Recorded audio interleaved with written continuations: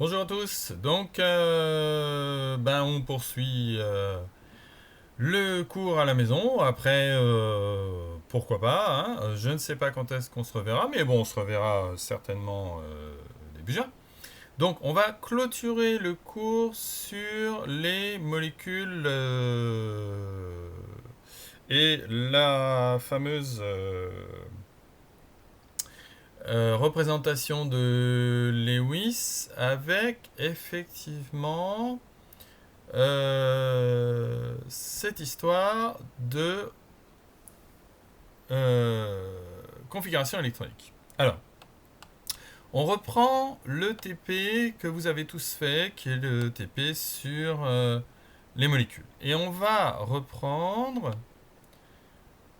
une partie des molécules que nous avons construites. Donc déjà, je vous rappelle le tableau. Il va falloir continuer de remplir ici cette configuration électronique. Vous voyez, vous avez le carbone, l'oxygène, l'azote, le soufre, le chlore.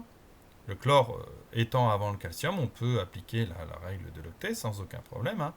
Les électrons externes, qui sont évidemment les plus importants parce que ce sont ceux qui sont responsables de la représentation de Lewis et qui sont également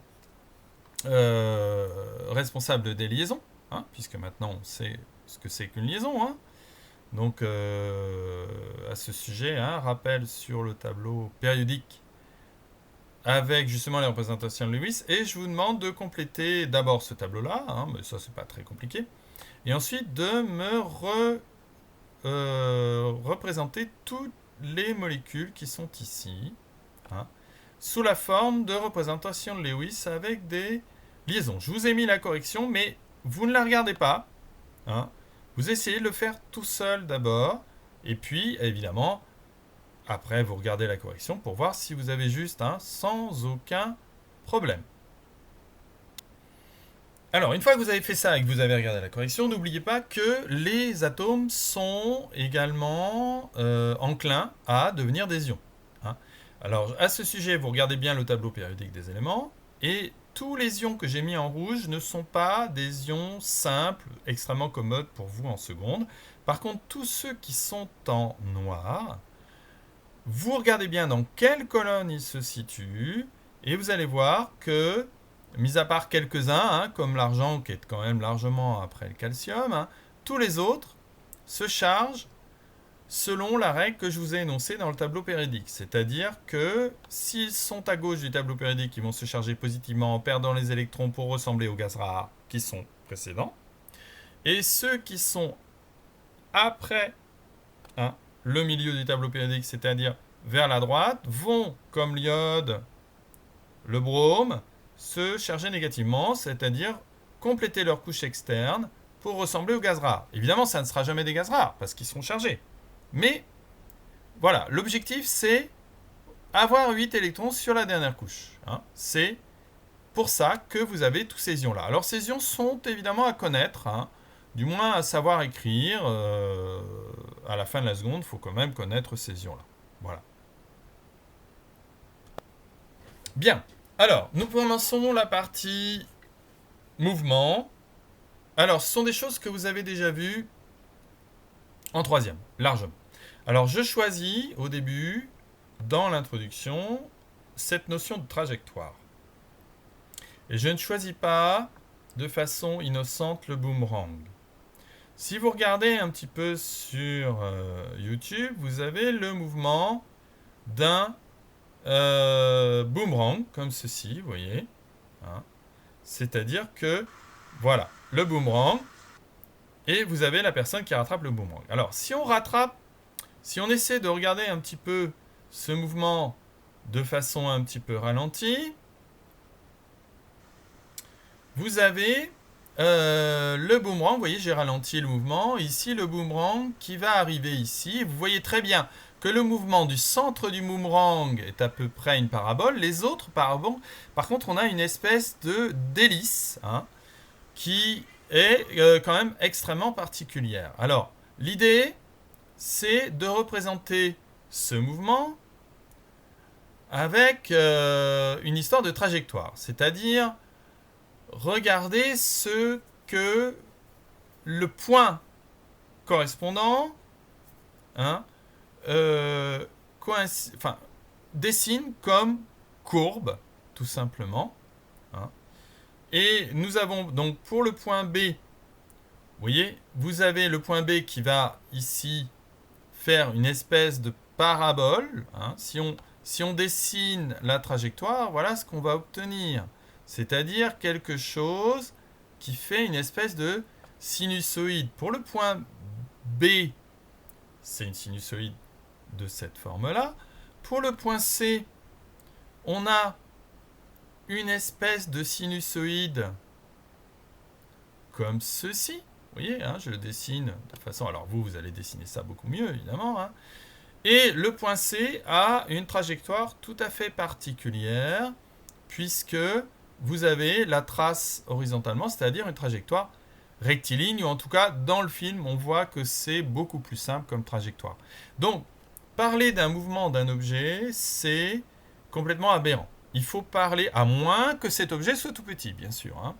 Mais il faut prendre en compte que un objet peut avoir plusieurs points et que chaque point a sa trajectoire bien particulière. C'est-à-dire que vous voyez, la trajectoire du point B n'est pas la même que la trajectoire du point C et la trajectoire du point A n'a absolument rien à voir. Donc ici, il faut vraiment, vraiment avoir ça en tête, à moins qu'on ne parle que de petits objets. Hein, genre une balle, un point, enfin voilà. Mais dès qu'on a un objet un petit peu volumineux, il faut prendre en compte à ce moment-là le point un petit peu particulier qui a une trajectoire un petit peu simple, qui est le point qu'on appelle le centre d'inertie ou le centre de gravité de l'objet qui, lui, effectivement, a une trajectoire relativement simple à étudier. Hein. Donc, ici, si on reprend ce cours, on a évidemment ça à compléter. Hein. Ici, pour bien avoir en tête que la trajectoire dépend du point considéré. Alors, ici, il faut bien se rendre compte que pour étudier un mouvement, il faut un référentiel. Hein. Alors, la plupart du temps, c'est la surface de la Terre. Mais la surface de la Terre, vous savez que la Terre tourne sur elle-même. Donc, est-elle fixe ? Non, évidemment. Le centre de la Terre non plus, puisqu'il tourne autour du Soleil. Le Soleil est-il fixe ? Non, puisqu'il tourne autour de la galaxie en une période de 20 millions d'années. Donc du coup, est-ce qu'on pourrait prendre le centre de la galaxie ? Eh bien non, parce que tout, effectivement, est en mouvement dans l'univers, y compris le centre de la galaxie. Donc, l'idée, c'est pourquoi a-t-on fait un procès à Galilée ? Vous vous souvenez, hein, on vous a raconté une histoire, parce qu'il prétextait que la Terre tournait autour du Soleil au lieu du Soleil autour de la Terre. Mais tout dépend du référentiel qu'on choisit. Si on choisit la Terre, eh bien le Soleil tourne autour de la Terre, et si on choisit le Soleil, évidemment, considéré comme fixe, c'est la Terre qui tourne autour de lui. Donc tout est relatif, et dans les mouvements, il faut bien préciser de quel référentiel on parle. Bon, quand la trajectoire est un cercle, c'est une trajectoire simple, on parle de rotation. Quand c'est une trajectoire rectiligne, on parle d'une translation. Hein. Et si elle est rectiligne, on parle d'une translation rectiligne, sinon une translation curviligne, c'est-à-dire sur une courbe. Les mouvements peuvent être beaucoup plus compliqués que vous ne pensez. C'est-à-dire que si on prend une roue de vélo, tout simplement, une valve, hein, le mouvement d'une valve d'une roue de vélo, eh bien, si on l'étudie par rapport au sol, voilà ce qu'on obtient. C'est-à-dire, ce qu'on obtient, c'est une cycloïde. Extrêmement compliqué à étudier parce que ça n'est ni uniforme, ni rectiligne, ni circulaire. Donc, impossible à étudier. Donc, en physique, on a l'habitude d'étudier les mouvements en prenant un référentiel qui simplifie le mouvement, on va dire.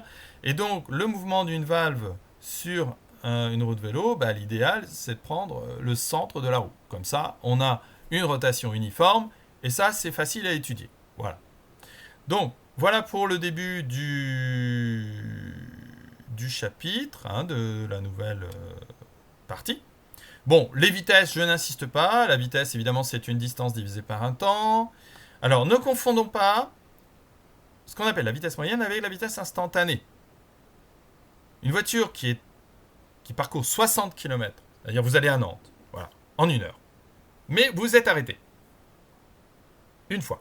Au moment de l'arrêt, et c'est là que c'est intéressant, quelle est la vitesse moyenne du véhicule? Quelle est la vitesse instantanée? Je vous laisse quelques minutes. Vous pouvez bien sûr arrêter le film, et puis avoir la réponse après. Bon, la réponse, évidemment, vous êtes à l'arrêt. Donc, au niveau du compteur de la voiture, qui vous donne la vitesse instantanée, vous êtes à 0. 0 km/h. Mais la vitesse moyenne du véhicule, qui est calculée sur le parcours entier, la vitesse moyenne, elle est de 60 km/h. Puisque c'est une moyenne. Donc au moment de l'arrêt, la vitesse moyenne au moment de l'arrêt, c'est 60 km/h. Voilà, vous faites quelques petits exercices, et puis on se revoit la prochaine fois, a priori la semaine prochaine.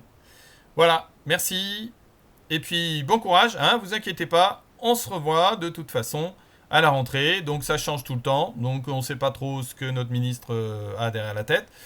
On verra bien, mais de toute façon, l'école reprend de toute façon en juin.